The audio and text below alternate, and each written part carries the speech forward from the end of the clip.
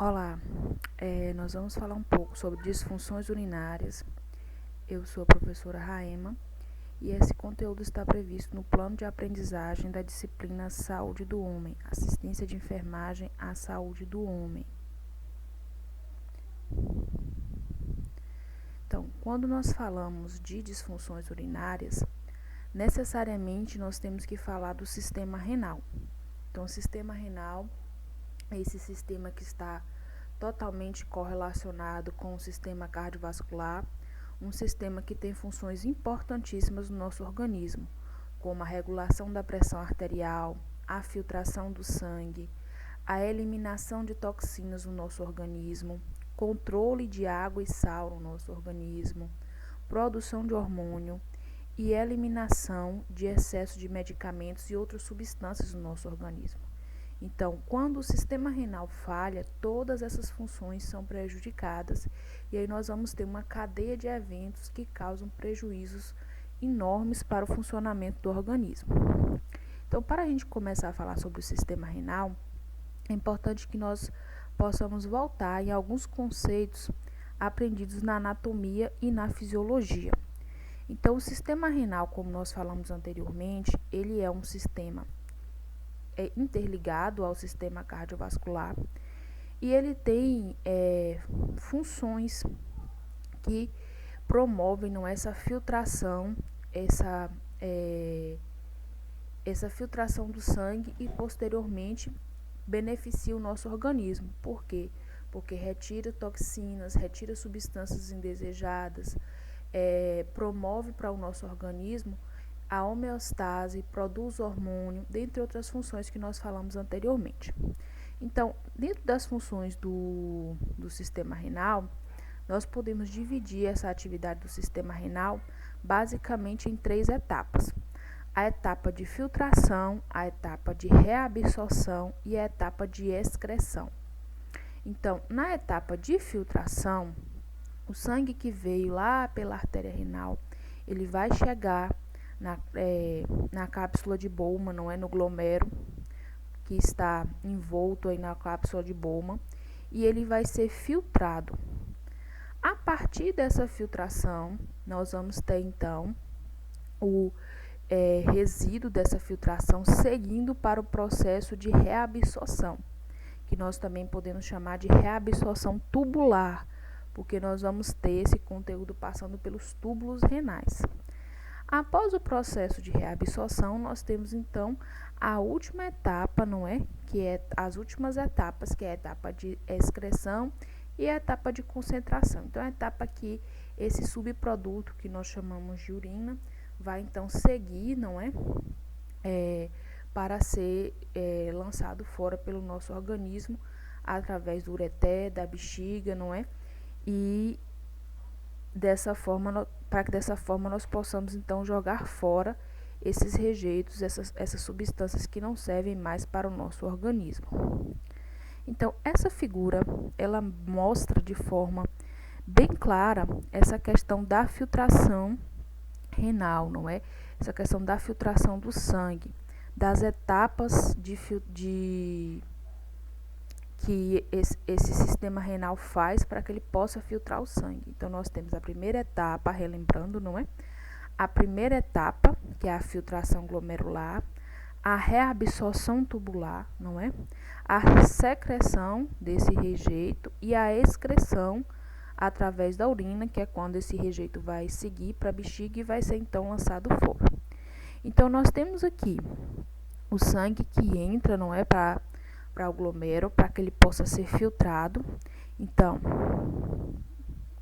o som não apareceu, mas dá para aparecer.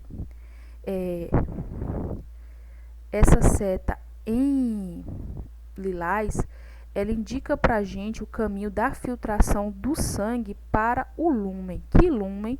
Para os túbulos renais. Então, aquilo que vai seguir para os túbulos renais.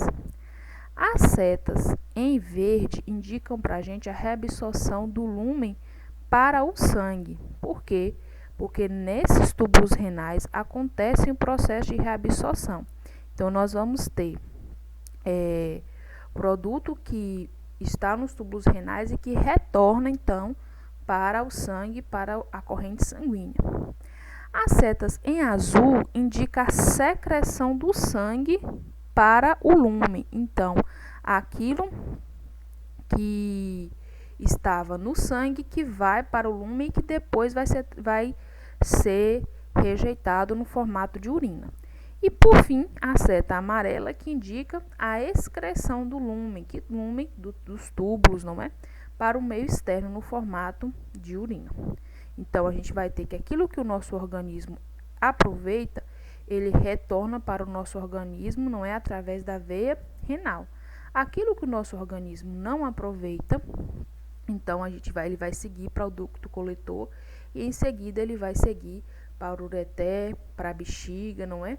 E a gente vai jogar fora através da urina, ok?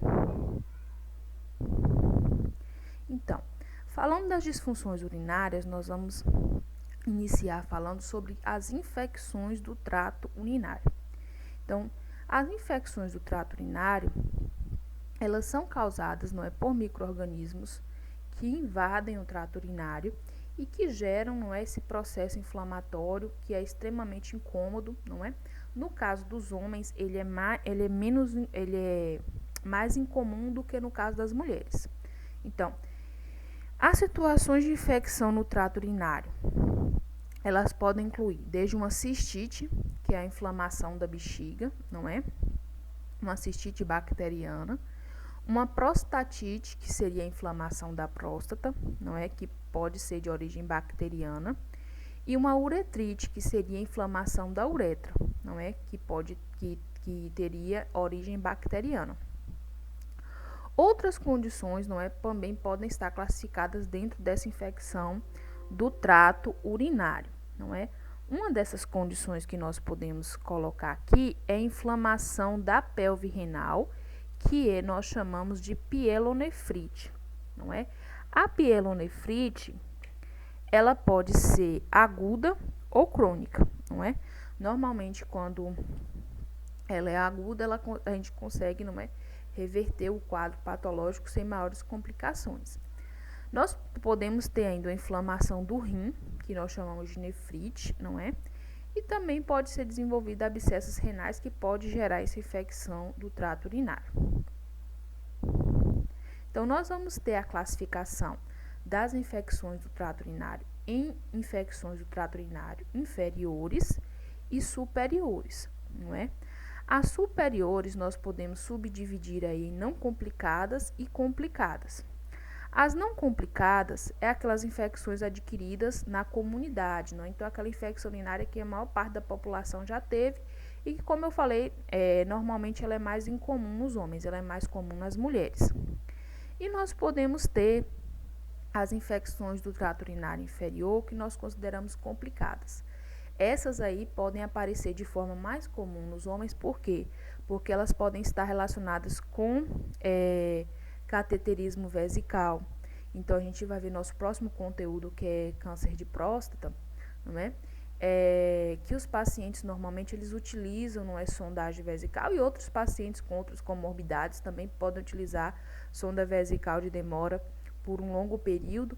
Então, o uso do dispositivo em si, ele já abre uma porta para que possa desenvolver, então, uma infecção do trato urinário. Então, o uso de sonda vesical de demora é um fator de risco para a infecção do trato urinário, não é? Superior. E aí, a gente pode ter também pacientes que têm alguma anormalidade urológica, não é? Que já tem essa dificuldade por conta de outra doença de base, pacientes que são imunodeprimidos, porque eles já têm um sistema imunológico fragilizado, então a infecção do trato urinário pode complicar nesse paciente. Então, em um paciente sadio, a gente conseguir ter uma resposta positiva com o uso de antibiótico, e nesse paciente com o sistema imune deprimido, a gente não tem uma resposta tão positiva assim, não é? Pacientes com diabetes mellitus, não é? Que eles também vão ter essas dificuldades. E se esse paciente tiver algum nível, não é, de obstrução dentro dentro do sistema renal, a nível de ureter, a nível de bexiga, não é? Aí, no caso, a nível dessas estruturas que estão localizadas numa parte superior.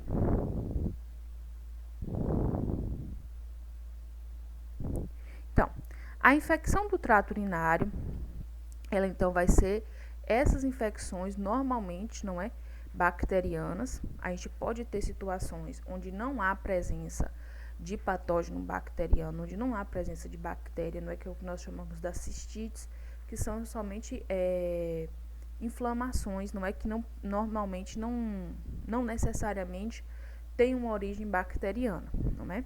Então, como nós sabemos, o meio interno da bexiga, ele é estéril, não é? E quem faz essa barreira é a uretra, para o fluxo da urina. Então, a urina, quando ela está dentro da bexiga, ela está num ambiente estéril. Quando ela sai da bexiga, não é, e passa pela uretra, então ela vai ter contato com a colonização de micro-organismos que existe na nossa genitália, aí então ela deixa de ser estéril, né? Mas dentro da bexiga é um ambiente estéril. Então, se a gente tem migração de patógeno para esse ambiente estéril, então a gente vai ter desenvolvendo dessa forma, nesse processo desse fluxo urinário, não é? Nós vamos ter dessa forma uma infecção do trato urinário, certo? Então, quais são as principais vias de infecção do trato urinário? A gente vai ter infecção ascendente, que é a mais comum, não é? Que são as bactérias que elas vão ascender pela via transuretral e elas vão entrar pela uretra e vão gerar o processo de infecção. Quando é que elas podem complicar? Se essa infecção ela começar a ascender, não é? Então, ela está localizada ali na uretra, na bexiga. Se ela ascender, não é, para estruturas como ureter, rim, então a gente pode ter uma complicação. Mas isso é mais incomum. Então, normalmente, um paciente que ele desenvolve uma infecção ascendente por bactéria e desenvolve uma infecção urinária, normalmente se consegue controlar o caso com o uso dos antibióticos, não é? E nós podemos ter as infecções urinárias que ocorrem por disseminação hematogênica. Como o próprio nome está dizendo, é hematogênica. A gênese foi no sangue, ou seja, essa infecção ela já está presente na corrente sanguínea, não é? E ela veio através desse sangue que adentrou o sistema renal através da artéria renal. Então, vocês observem o seguinte: quando nós temos um paciente em choque séptico, não é? Que é o que nós chamamos de infecção generalizada, qual é o primeiro sistema que vai colapsar? Um dos primeiros sistemas que vai entrar em colapso, sistema renal, porque essa disseminação de bactérias, ela vai vir por via hematogênica. Então, quais são as manifestações clínicas que um paciente com infecção urinária vai desenvolver? Ele vai desenvolver a disúria, não é? A dor para urinar, essa micção mais frequente, a nictúria. Pode haver presença de sangue, não é? Que é hematúria e dor lombar. Aí eu vou fazer uma nota aqui. Essa dor lombar, ela é muito relacionada com a pielonefrite. Então, pacientes que desenvolvem pielonefrite, eles vão vir com essa queixa, não é? Da disúria, dificuldade para urinar e mais a dor lombar, mas não necessariamente. A gente vai ter então esses quatro pontos que podem ser encontrados no paciente com infecção urinária. O diagnóstico desse paciente é muito importante, pessoal, que se faça a cultura da urina. Primeiro, para que se possa identificar se de fato existe ali uma presença, um crescimento bacteriano, de uma flora bacteriana, não é? E também se identificar que tipo de bactéria está ali, não é? Para que se possa tratar de maneira adequada, não é? Então, se a gente tiver hematúria, pode ter exames, não é, mais específicos, né, exames celulares. Então, se a gente tiver mais de 4 leucócitos por campo, não é, na avaliação dessa amostra de urina, então esse paciente a gente vai ter o que nós chamamos de piúria, que vai acontecer num paciente com infecção do trato urinário, não é? Mas a presença da piúria, ela é inespecífica, ela não é suficiente para que a gente possa, então, dizer, se o paciente está com infecção do trato urinário, o antibiótico adequado para ele é esse, não é? Então, é importante que seja feita a cultura de urina. O sumário de urina, ele vai trazer essa informação, se tem a piúria ou não é? Se tem a presença das células de defesa, não é? Dos leucócitos ou não é? Mas ele não vai trazer a informação de que patógeno que está gerando o problema. Isso só vai ser possível com a cultura de urina. Então, basicamente, com relação à infecção do trato urinário, vai ser essa questão, o diagnóstico e o tratamento através do uso de antibióticos, não é? E a avaliação desse paciente. E aí também a gente vai ver a origem dessa infecção urinária, né? Se for um paciente que usa sonda, não é? Então a gente vai observar essa questão da troca de sonda, como está sendo feito. Então é muito importante também saber a origem dessa infecção, não é? Para que a gente possa não fazer uma intervenção só na situação da infecção urinária, mas evitar que ocorra novos casos de infecção urinária. Aí, ainda falando, não é, sobre disfunções urinárias, nós vamos ter duas situações que são mais incomuns, não é? Que é a urolitíase e a nefrolitíase. Então, a urolitíase é o cálculo, não é? No trato urinário, e a nefrolitíase é o cálculo no rim. Então, a formação desses cálculos, pessoal, ela é assim, a gente não tem dentro da literatura uma etiologia que diga forma-se cálculo nos rins, forma-se cálculos no trato urinário por causa disso. A gente não tem uma etiologia descrita, né, e única. Mas o que a gente vai observar? A gente vai observar que esses cálculos, eles são formados quando há uma concentração urinária, não é, de substâncias como o oxalato de cálcio, o fosfato de cálcio e o ácido úrico.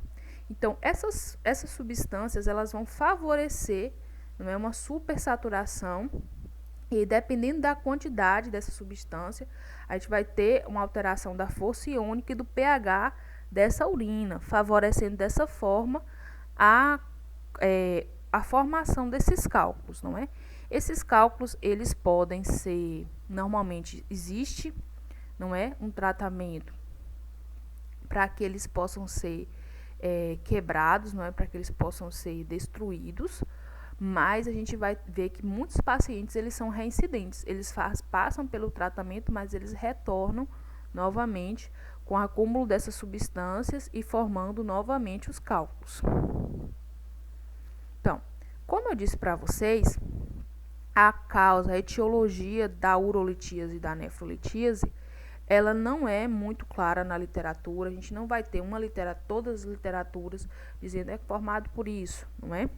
Mas a gente pode ter, a gente tem, não é, sugestionado algumas causas que levam a esse processo. Então, a gente viu aí que o acúmulo de substâncias podem levar a esse processo, e a gente tem outras situações que também podem levar. Então, uma das causas que se sugestiona que pode ser também causadora da urolitíase e da nefrolitíase é a deficiência de substâncias que impede essa cristalização da urina. Então, a formação do cálculo, ela se dá pela cristalização da urina. Então, como a gente viu aqui anteriormente, as substâncias como oxalato de cálcio, fosfato de cálcio, ácido úrico, em quantidade, em uma grande quantidade, em uma grande concentração, eles vão favorecer essa cristalização da urina e a formação do cálculo, não é? Mas nós podemos também ter essa formação do cálculo acontecendo, essa cristalização acontecendo, por deficiência de substâncias como citrato, magnésio, nefrocalcina, uropontina, não é? Uma outra questão é a relação com o estado líquido desse paciente, ingestão de líquido, não é? Então, a literatura sugestiona bastante que as pessoas que não bebem a quantidade adequada, não se hidratam adequadamente, essas pessoas têm uma maior propensão para a cristalização da urina, não é? Outras questões também estudadas é a questão do metabolismo do cálcio, né? Alterações do metabolismo do cálcio que podem contribuir para a cristalização da urina e formação de cálculo. Aumento do cálcio no sangue, aumento desse cálcio na urina também pode ser sinalizada como causas, não é, da urolitíase e da nefrolitíase, que vão se diferir somente pela localização da formação desse cálculo, que no caso da urolitíase, esse cálculo não vai estar no rim, ele vai estar nas estruturas que formam o sistema urinário, não é, no trato urinário. E já a nefrolitíase, o cálculo vai estar no rim. Então, esse paciente ele vai sentir dor, não é? Porque esse cálculo ele gera obstrução, ele gera infecção, ele gera edema. Então, esse paciente vai sentir crises, não é, de dor profunda na região costovertebral. Esse paciente pode desenvolver sangue na urina. Esse paciente pode ter infecção do trato urinário. E se identificar no sumário de urina desse paciente piúria, por conta da presença do cálculo. E esse cálculo ele pode, a depender da sua localização, migrar, não é? E aí gerar uma obstrução mais severa que pode gerar complicações maiores para esse paciente, certo? Então, basicamente, o tratamento do paciente para nefrolitíase e urolitíase é o tratamento imediato, quando esse paciente tem uma crise, não é, de dor pontual, então vai se fazer analgesia para aquele momento, não é? E a avaliação daquele paciente, sumário de urina, exames de imagem para aquele momento, para identificar o quadro daquele paciente. Mas, como eu disse anteriormente, para que se possa resolver em definitiva o caso, é necessário, então, fazer o processo de lipotripsia, não é? Então, o que é a quebra desses cálculos, que é feito, é um processo terapêutico, não é, médico terapêutico, para que possa então quebrar esses cálculos e não temos, não é, como afirmar que eles não vão retornar. E ainda falando das disfunções urinárias, a gente vai fechar aqui falando um pouquinho sobre a insuficiência renal. Então, a gente vai ver a insuficiência renal crônica e a insuficiência renal aguda. Eu mandei para vocês um texto, não é, que fala um pouquinho sobre terapias dialíticas, fala um pouquinho sobre insuficiência renal. E aí a insuficiência renal, ela pode ser gerada, não é, por um processo de urolitíase, não é, ou nefrolitíase, pode ser gerada, não é. Ela pode ser gerada por um processo de infecção, pode ser gerada, não é? Então, a gente não vai ter, por exemplo, uma insuficiência muito incomum, né? Uma insuficiência renal sendo gerada por uma infecção do trato urinário não complicada, né? Mas infecções do trato urinário complicadas, por exemplo, resultante de um choque séptico, ela vai gerar insuficiência renal, né, nesse paciente. Então, a insuficiência renal, ela vai acontecer quando o rim, ele fica incapaz de fazer a sua função. Então, a gente viu lá atrás que o rim, ele filtra o sangue, ele produz hormônio, ele é responsável pela eliminação de substâncias do nosso organismo, não é? Então, se o rim ficar incapaz de fazer as suas funções, não é, reguladoras, então nós classificamos esse processo como insuficiência renal. A gente classifica a insuficiência renal em insuficiência renal, insuficiência renal aguda, insuficiência renal crônica, mas porque a gente vai ter na insuficiência renal aguda a possibilidade de recuperação desse paciente. Então, um paciente ele pode desenvolver insuficiência renal aguda e depois se recuperar, o seu rim se recuperar, não é? E ele então não ser necessário que esse paciente utilize, por exemplo, de terapias dialíticas. Já na insuficiência renal crônica, a gente vai ver que é uma doença, como o próprio nome já diz, crônica, não transmissível, não é? E aí, esse paciente, então, ele não necessariamente já vai entrar para a terapia dialítica, mas ele pode caminhar, não é, a passos largos para uma terapia dialítica, que a gente falou, mandei para vocês no texto de apoio, certo? Uma discussão sobre isso. Então, as substâncias eliminadas na urina, quando um paciente tem insuficiência renal, vão acabar ficando presas, não é? Vão acabar ficando acumuladas no rim. E isso vai levar a uma série de situações de prejuízo, não é, para a função endócrina, metabólica do nosso corpo, distúrbios hídricos, eletrolíticos, não é, e distúrbios ácido-base. Então, vão interferir aí no pH, vão alterar totalmente a função desse organismo. Então, a gente pode, então, dessa forma, dizer que a insuficiência renal é uma doença sistêmica, não é? Sistêmica por quê? Porque ela vai levar repercussão para o organismo todo. Então, se a gente tem uma insuficiência, o paciente desenvolvendo insuficiência renal, todos os sistemas vão sofrer com a incapacidade desse rim de realizar suas funções reguladoras.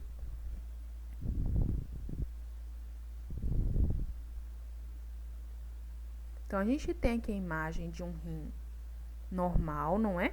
No meio aqui, esse do meio é um rim normal. A gente tem aqui um rim com insuficiência renal aguda e um rim com insuficiência renal crônica. No rim com insuficiência renal crônica, vocês vão ver que o parênquima, não é, o tecido que forma esse rim, ele já está totalmente deteriorado, ele já está totalmente alterado.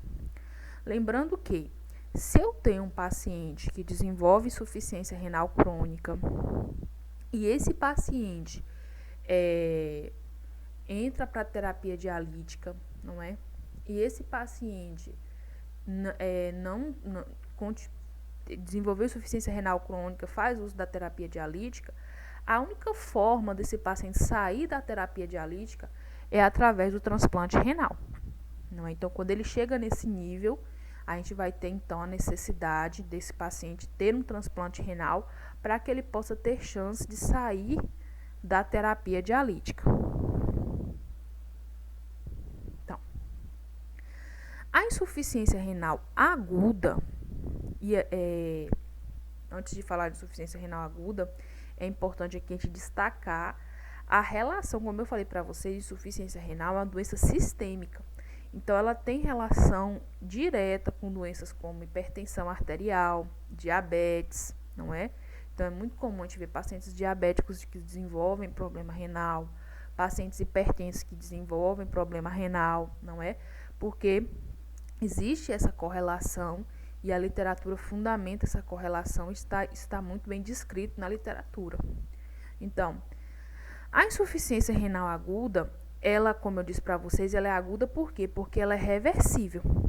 Então, todas as vezes que nós temos insuficiência renal, nós vamos ter diminuição da taxa de filtração glomerular.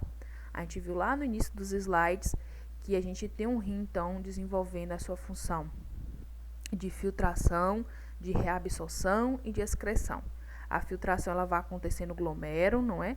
A reabsorção ela vai acontecer nos túbulos renais e aí depois nós vamos ter o processo de excreção, não é, desse subproduto da urina. Quando eu tenho alteração da função renal, eu vou ter então diminuição da capacidade do glomérulo de filtrar sangue. E essa taxa de filtração glomerular diminuída é que vai gerar então a cadeia de eventos que culminam, que caracterizam, não é, a insuficiência renal aguda. Então, se eu tenho uma taxa de filtração glomerular diminuída, mas eu consigo reverter esse processo, nós chamamos de insuficiência renal aguda. Por quê? Porque é um processo reversível, não é? Então, na insuficiência renal aguda, nós vamos ter uma perda súbita e quase completa da função renal, que pode durar, não é, desde horas até dias, e a gente vai ter um prejuízo aí nesse organismo, na questão da excreção de produtos nitrogenados, de manter o equilíbrio, não é, do organismo, de manter a homeostasia hidroeletrolítica. Então, Podemos classificar a insuficiência renal, não é? Aqui a gente está falando de classificação, e aí a gente vai classificar ela em insuficiência renal aguda pré-renal, intrarrenal e pós-renal, certo? Então, quando a gente fala de insuficiência renal aguda pré-renal, a gente está falando que essa insuficiência aguda, ela foi levada por uma hipoperfusão do rim. Então, o problema está onde? Na dificuldade de chegada de sangue até o rim, para que esse sangue possa ser filtrado, para que esse sangue possa ser reabsorvido nas estruturas tubulares e, posteriormente, o subproduto da urina possa ser excretado. Então, o que está acontecendo? Não está chegando sangue para ser filtrado ou está chegando em quantidade muito pequena. E aí, consequentemente, a gente vai ter uma diminuição da taxa de filtração glomerular. Quais são as duas principais causas de alteração da taxa de filtração glomerular por causa pré-renal, não é? Hemorragia e insuficiência cardíaca. Então, hemorragia, perde sangue, eu não tenho volume de sangue para mandar para o rim para ser filtrado. Insuficiência cardíaca, eu tenho uma bomba cardíaca débil que não tem capacidade, não tem débito cardíaco suficiente para poder, não tem força na bomba para poder mandar o sangue para o rim. Então, eu vou ter uma hipoperfusão do rim. Menos sangue chegando, menos sangue filtrado. Então, seria uma insuficiência renal aguda pré-renal. Eu posso reverter essa situação? Pode, não é? Então, se esse paciente está com hemorragia e você consegue estabilizar o paciente, oferece hemocomponente, estabiliza esse paciente e controla a hemorragia, então a gente vai ter esse rim tendendo a se recuperar. Se eu tenho insuficiência cardíaca, a gente entra com a medicalização, consegue equilibrar essa função cardíaca, a gente vai ter essa bomba cardíaca conseguindo mandar sangue, não é? Então, a gente tem um rim que tende a se recuperar. A insuficiência renal aguda intrarrenal é quando nós temos lesão no parênquima dos glomérulos ou dos túbulos renais. Então, é quando a gente tem alguma lesão no tecido do glomérulo ou nos túbulos renais. É quando tem lesão no glomérulo e no túbulo. Se tem lesão, o glomérulo e o túbulo não vai funcionar adequadamente. Se o glomérulo não está funcionando adequadamente, ele não consegue filtrar. Se o túbulo não está funcionando adequadamente, não vai ter aquela troca lá de reabsorção que a gente viu no início da aula. Então, aí a gente vai ter uma insuficiência renal aguda, não é? Porque se for corrigido esse processo, então esse rim tende a se recuperar. Um exemplo, não é? Que a gente vai ter aí de insuficiência renal aguda intrarrenal é a necrose tubular aguda. E a insuficiência renal aguda pós-renal é quando nós temos algum nível, não é, de obstrução, mas que não está no rim, não é? Mas está em estruturas que estão próximas. E aí a gente vai ter elevação da pressão nos túbulos renais e a taxa de filtração glomerular, ela vai diminuir, certo? Então, por exemplo, vou dar o exemplo aqui do cálculo. O cálculo renal, ele pode gerar insuficiência renal aguda por causa da obstrução. Aí a gente falou aqui da classificação, que é pré-renal, não é intrarrenal e pós-renal. Com relação às fases, nós vamos ter 4 fases, não é? Que esse paciente com insuficiência renal pode desenvolver. Então, a gente vai ter o início, que é a agressão inicial, e que ele começa com a agressão inicial e termina quando esse paciente desenvolve a oligúria. Então, por exemplo, se esse paciente teve uma hemorragia, não é? Uma insuficiência renal aguda pré-renal, não é? De causa pré-renal. E esse paciente perdeu sangue, a perca de sangue é a agressão inicial, que vai levar esse meu paciente a desenvolver oligúria. Então, o que é oligúria? Esse débito urinário rebaixado para menos de 400 ml de urina dia, né? Então, seguido da oligúria, seguido do início de tudo, não é? Nós vamos ter a oligúria, onde a gente vai ter concentração de ureia, de creatinina, de ácido úrico, não é? E outras substâncias. Por quê? Porque o rim não está funcionando adequadamente para excretar. E aí esse paciente acaba eliminando muito pouco a urina, não é? E a quantidade mínima de urina que o organismo deve expelir para poder conseguir se livrar minimamente desses compostos é 400 ml dia. A oligúria vai seguir da fase de diurese. Então, na oligúria, a gente tem um débito urinário baixo. E aí, na diurese, resolveu o problema da hemorragia, resolveu o problema da obstrução. A gente vai ter, então, um aumento gradual do débito urinário. Então, a taxa glomerular, a taxa de filtração glomerular, ela começa a se recuperar, não é? E aí, a última fase que nós vamos ter da insuficiência renal aguda é a recuperação, onde nós vamos ter uma melhoria da função renal, que pode levar, não é, de 3 meses até 12 meses. Então, esse paciente vai ficar sendo reavaliado. Se esse paciente não chega na fase da recuperação, ele vai desenvolver insuficiência renal crônica. Então, insuficiência renal aguda, esse paciente ele pode apresentar de tantos sintomas, não é? Ele vai apresentar pele seca, mucosa seca, sonolência, não é? Cefaleia, contraturas musculares e convulsões. Então, vocês observem que nós vamos ter aqui, por exemplo, fala de sonolência, de cefaleia, de convulsões. A gente remete ao sistema nervoso, E aí, por que isso está acontecendo? Basicamente, porque o rim não está conseguindo jogar fora substâncias que são tóxicas para o nosso organismo.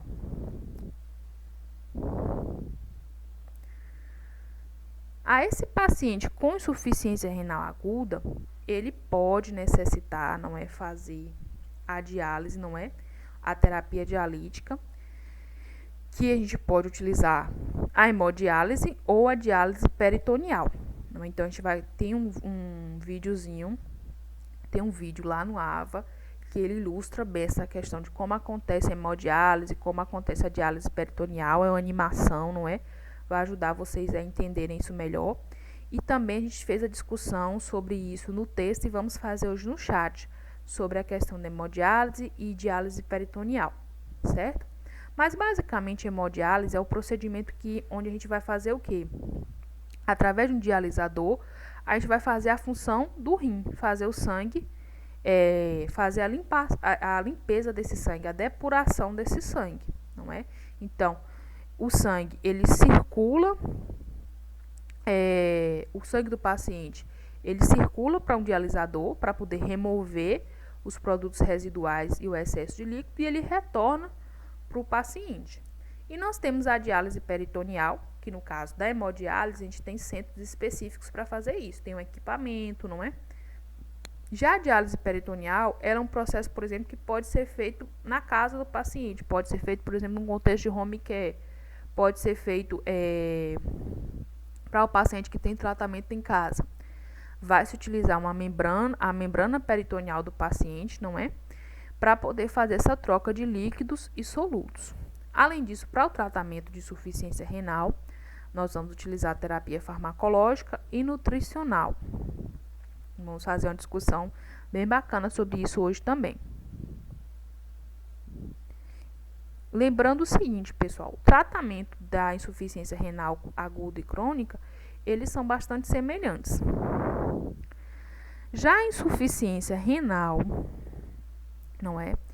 Ela é a deteriorização progressiva e irreversível da função renal. Então, esse paciente com insuficiência renal crônica, ele só vai conseguir reverter esse processo de insuficiência renal crônica se ele receber um rim novo, não é? Então, as causas que podem gerar insuficiência renal crônica vão desde doenças sistêmicas, diabetes, não é? Uma das causas principais, hipertensão, como eu falei, glomerulonefrite crônica, não é? Pielonefrite, obstrução do trato urinário, dentre outras situações.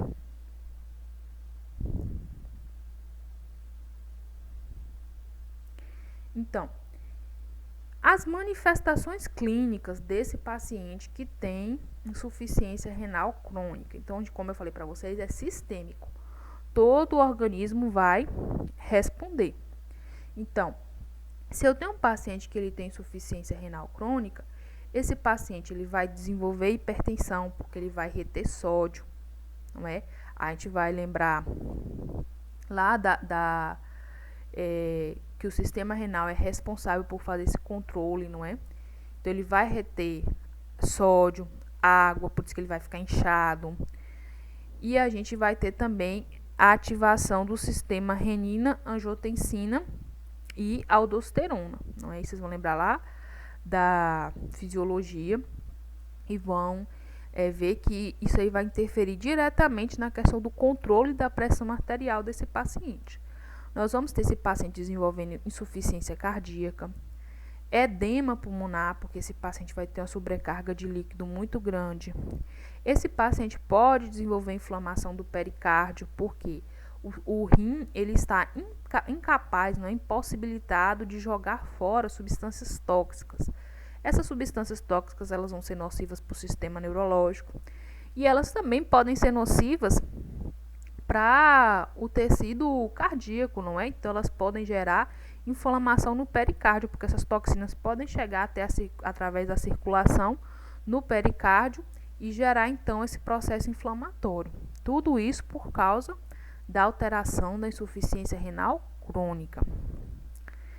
Esse paciente ele vai ter retenção de sódio de água, por isso a pressão fica aumentada.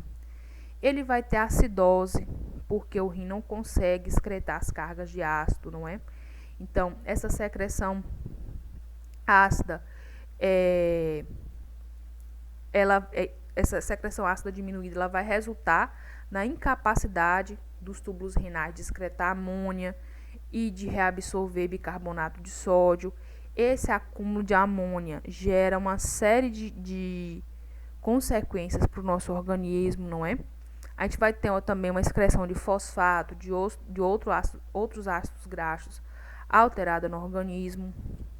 Então, essa incapacidade de excretar as cargas aumentadas de ácido vai levar a uma série de complicações para o nosso organismo.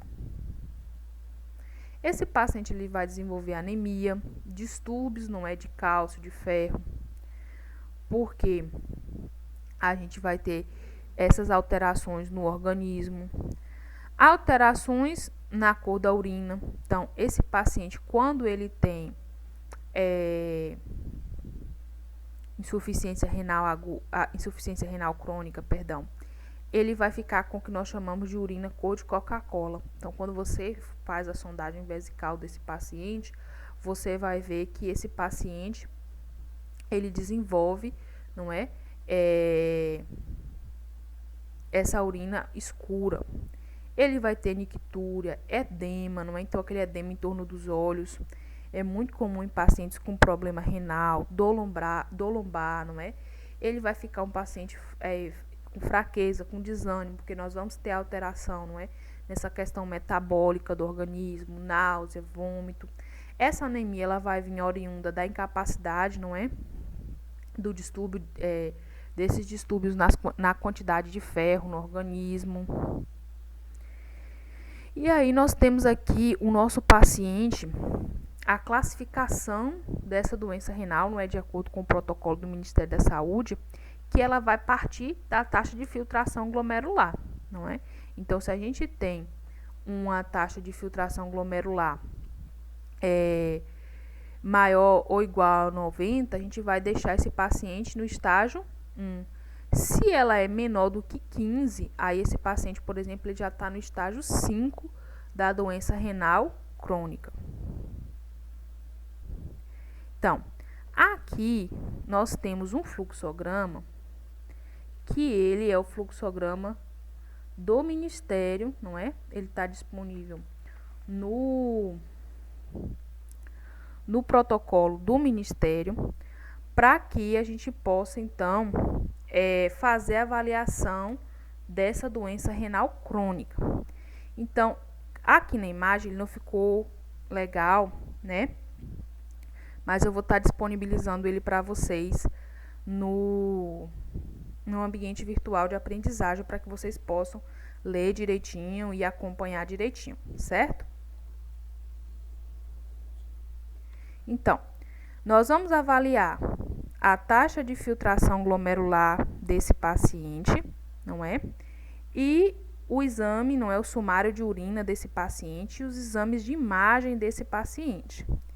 Então, esse paciente com doença renal crônica tem que passar por esse processo. Então, o paciente sobre risco de doença renal crônica, a gente tem que fazer a avaliação de taxa de filtração glomerular, temos que fazer a avaliação do sumário de urina e fazer a avaliação dos exames de imagem. Se identificou doença renal crônica, se não identificou, continua fazendo anualmente taxa de filtração glomerular e sumário de urina. Se identificou, nós temos que classificar, não é, o nível dessa doença renal crônica a partir da taxa de filtração glomerular, de acordo com a tabelinha que eu mostrei anteriormente. Então, se esse paciente está no estágio 1, a taxa de filtração glomerular dele é maior ou igual a 90, esse paciente ele vai ser acompanhado a nível de unidade básica de saúde, não é?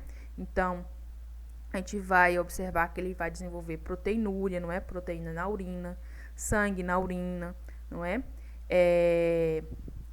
Esse paciente vai ter essa proteinúria, essa hematúria, não é? Glomerular, ou ele vai ter alteração nos exames de imagem. Então, se a gente vai pegar esse paciente, vai acompanhar a nível de unidade básica de saúde, observando os fatores de progressão dessa doença renal crônica e também se esse paciente tem doença cardiovascular, sempre fazendo a taxa de filtração glomerular e os exames, o sumário de urina desse paciente. No estágio 2, a gente já vai ter uma taxa de filtração glomerular maior ou igual a entre 60 e 89, não é? Maior ou igual a 60, de 60 a 89. Esse paciente, ele vai ser acompanhado ainda na unidade básica de saúde, não é? Acompanhando essa doença renal crônica e a doença cardiovascular, acompanhando o sumário de urina e a taxa de filtração glomerular.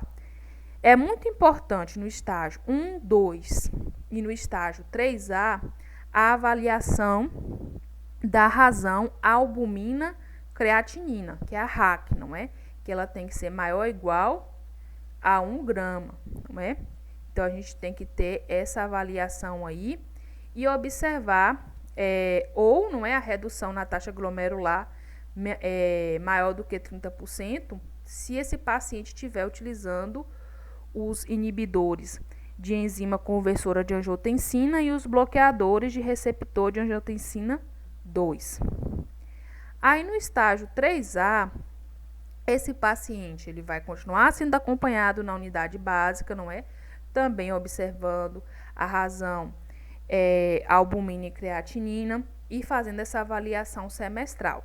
Estágio 3B também acompanhado ainda na unidade básica de saúde, lembrando que acompanhado na unidade básica de saúde, mas com a avaliação, não é, do especialista. Então, é necessário, não é, que o médico especialista esteja avaliando esse paciente também dentro do processo da equipe multiprofissional, certo? Não só com a equipe da unidade básica de saúde. É muito importante aqui a presença de um nefrologista nesse processo, certo? No estágio 4, nós vamos ter aí a necessidade desse paciente em unidade especializada. Esses exames eles têm que ser trimestrais. Esse paciente ele tem que ser orientado, porque aqui no estágio 4, provavelmente ele vai precisar de terapia renal substitutiva, não é? Como hemodiálise, como diálise peritoneal. Então, tem que ser orientado esse paciente sobre o processo, não é? E iniciado nesse processo. E esse paciente, então, ele vai fazer os exames trimestralmente, não é? Creatinina, ureia, cálcio, fósforo, hematócrito, hemoglobina, ferritina, não é? O índice de saturação de transferina. Então, vai ser feito isso aí para esse paciente. Também a questão esses exames, especialmente em pacientes com anemia e com alteração de potássio, e aí a gente vai fazer essa avaliação do nosso paciente. Lembrando que anualmente ele vai ter que fazer o exame para hepatite B. Por quê? Porque a gente vai ter esse paciente também, como a gente falou, é resposta sistêmica. Então, esse paciente, se ele tiver algum tipo de outra comorbidade, vai agravar o caso dele, não é? Especialmente se prejudicar o fígado. No estágio 5, não é? Onde não tem ainda terapia dialítica, a gente vai tratar esse paciente avaliando a necessidade da terapia renal substitutiva. E normalmente nessa fase aqui, ele vai entrar na terapia renal substitutiva. Não, ele vai precisar da terapia renal substitutiva. Estágio 4, estágio 5, normalmente vão precisar da terapia renal substitutiva, hemodiálise, não é diálise peritoneal. Então, exames mensais, aí além dos exames trimestrais laboratoriais, também a avaliação de vitamina D, exames de hepatite, de HIV, hepatite B, hepatite C, para que a gente possa então acompanhar esse nosso paciente. Esse fluxograma ele vai estar disponível para vocês separadamente para que vocês possam visualizar melhor. Então, qual a terapia farmacológica para controlar esse paciente, não é? Então, a gente vai ter aí os antihipertensivos, os anticonvulsivantes são necessários, não é? E a gente vai ter aí o Epogen, a eritropoetina, não é? Para que esse paciente possa estar tomando. Por quê? Porque ele está incapaz de fazer o processo de eritropoiese de forma adequada. Por isso que ele vai ter essa diminuição do ferro, não é? Lembram lá da eritropoiese, da formação da eritropoetina, que são responsáveis aí pela produção pelos glóbulos vermelhos. Então, se a gente tem uma alteração na formação, no processo de eritropoiese, a gente vai ter esse déficit de ferro e vai ter esse paciente, então, desenvolvendo anemia. Terapia nutricional desse paciente tem que ser avaliada com muito cuidado, não é? Por quê? Porque esse nosso paciente, ele tem que ter uma ingesta de sal diminuída, ele tem que ter o controle de carboidratos controlado, não é?